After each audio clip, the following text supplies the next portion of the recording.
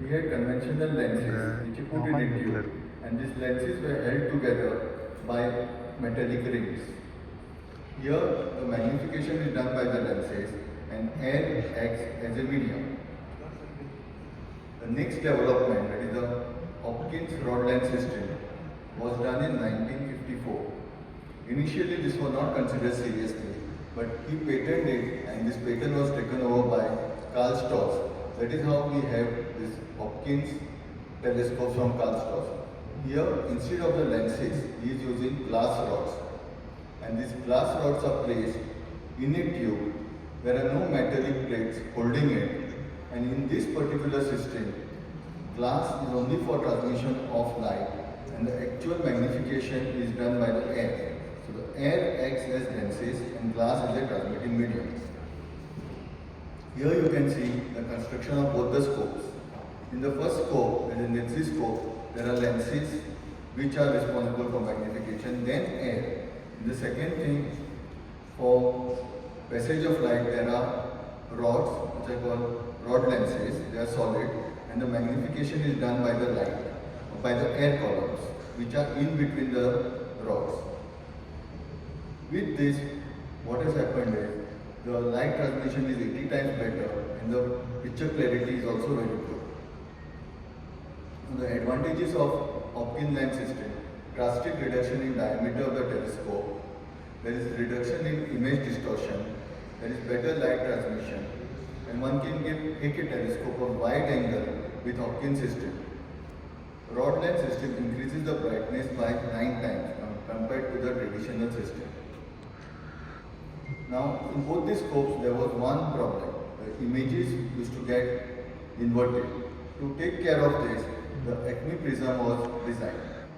This was fitted to the tip of telescope, and when light passes through the prism, it rectifies the inversion. So this is one of the very important inventions with respect to telescopes. And other uses of prisms.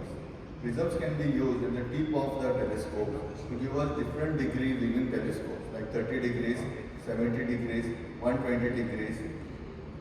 And spherical prisms are used to increase the viewing angles, and offset prisms are used to achieve offset eyepieces in nephroscopes, so that we get a straight working channel. Then comes the light. The basic light bulb, that is the filament bulb, was developed in 1878. It was done independently at two places, in England by Joseph Swan and Edison in America. Nitze incorporated this bulb in his cystoscope. But these bulbs are hot and not reliable. Then Charles Preston developed the Mignon bulb, which was low cost, low ampere, low heat, and more reliable. But till 1959, till the development of fiber optic cable, these were the main bulbs. But after fiber optic cable, the full system changes. Then we have the present type of light sources. Initially bulb was used. Then we had halogen bulb, which was lighter. After halogen bulb was a xenon bulb, which give white light in a long light. Now we are using LED as light sources. Finally, we have digital scope, where LED bulbs are at the tip. Then we have narrow band imaging. Here, instead of all the light, only some frequency light, that is green and blue, are used. Blue and green are taken up by the hemoglobin. So we have better demarcation of the vasculature.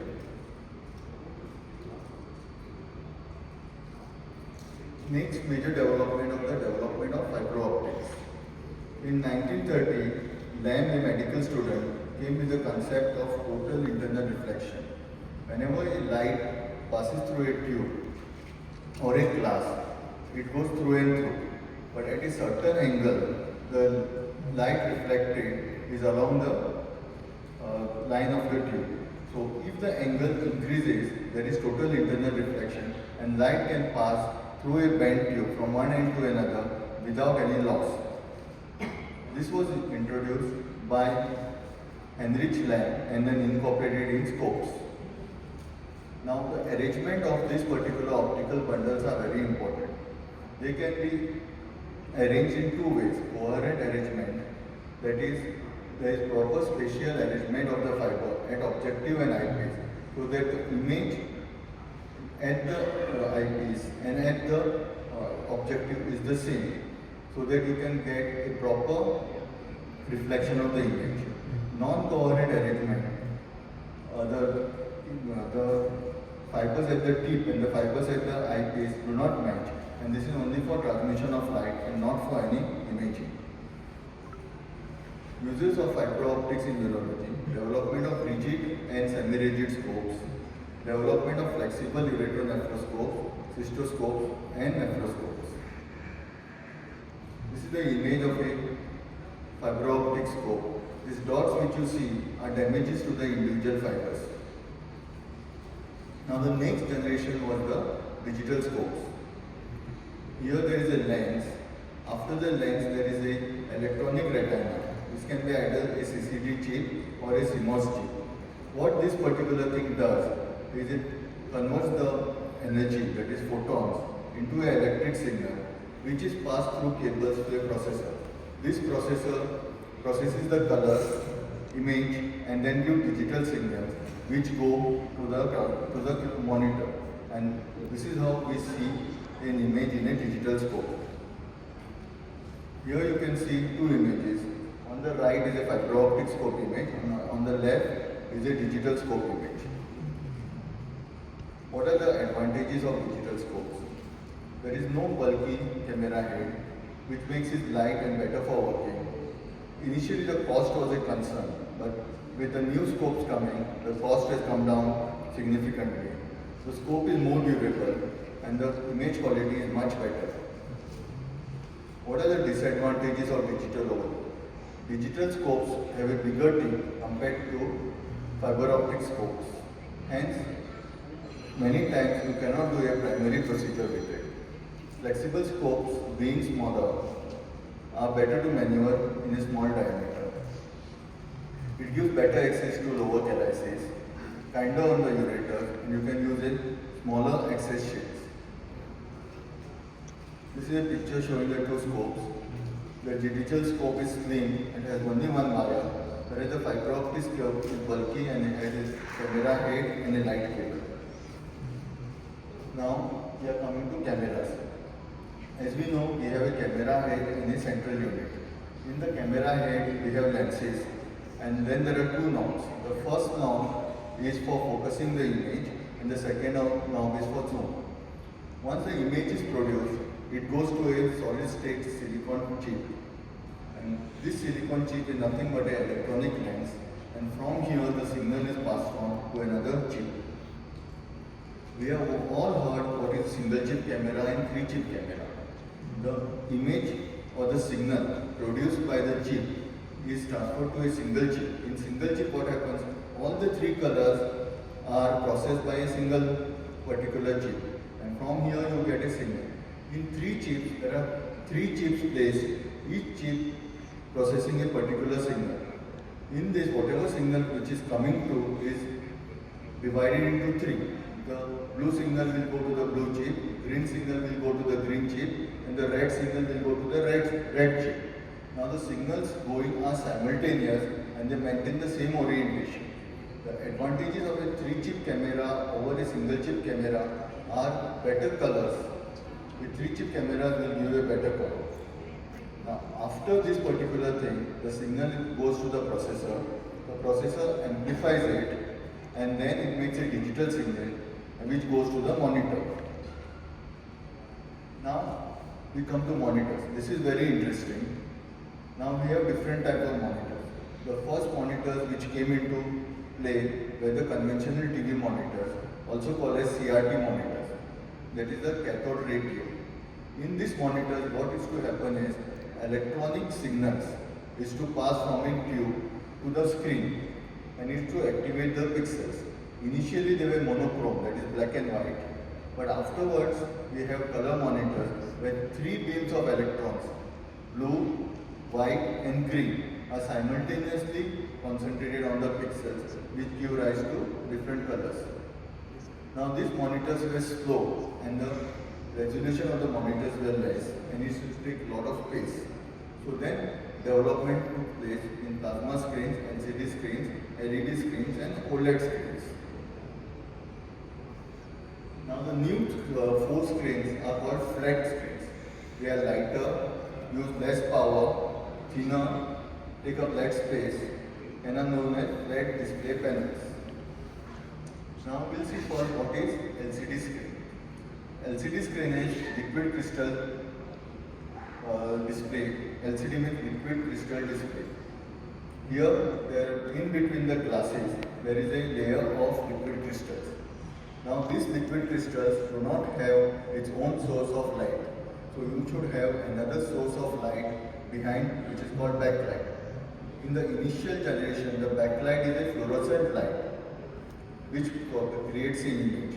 This image is a black and white image. So there is a RGB filter which gives color to the images which is formed. Now the initial monitors were with fluorescent. Now fluorescent light tube lights were replaced by LEDs. So when backlighting is done by LEDs, the LCD monitor is called an LED monitor. So LED monitor and LCD monitors are same, only the source of backlighting is different. Now in this there are 3 types. One is TN, one is IPS and one is VA. In our practice, we are interested in IPS monitors only. Because TN monitors, the resolution is low but they are very high speed. They are for gaming. And VA is a combination of TN and IPS. So let's see what is IPS. IPS means in-plane switching. Here in between the 2 glass plates, we have liquid crystals which are aligned parallel with the glass. So what happens when they are stimulated, they don't twist and we get better color reproduction. Here the most important thing is the viewing angle is good. In the initial LCD camera, LCD monitors, we could not see image properly from the side. Here we can even see image from very acute angles. So this is a plus point. And second is this gives better color resolutions. Now the next thing which has come is a OLED monitor. OLED monitor here, the difference between OLED monitors and LED monitors is OLED monitors do not require a backlight. Each pixel of LCD or the liquid crystals have their own source of light. So you get a better image which is a faster image. Now the next concept is resolution. Resolution is a measure to know how clear the image is going to be. It is classified as pixels per inch. More the pixels, the smaller the pixel size and better is the image. Now with respect to monitor, HD monitor has 9,21,000 pixels. Then full HD monitor has 20 lakh pixels. 2K monitors has got 36 lakh pixels and Ultra K monitors 4K have got 82 lakh pixels. So if you are having a 27-inch monitor and if you are having 4K, you are having 82 lakh pixels in that area. Whereas if you have HD, you have only 92. So each pixel size is very small in HD, in 4K compared to HD. Why pixel size is important? If you blow up the image, if the pixel is bigger, you will get a blurred image. Therefore, you have to select a monitor with a high pixels. This I will skip. I'll just show you last 2 videos. Just 2 videos. I'll take 1 more minute.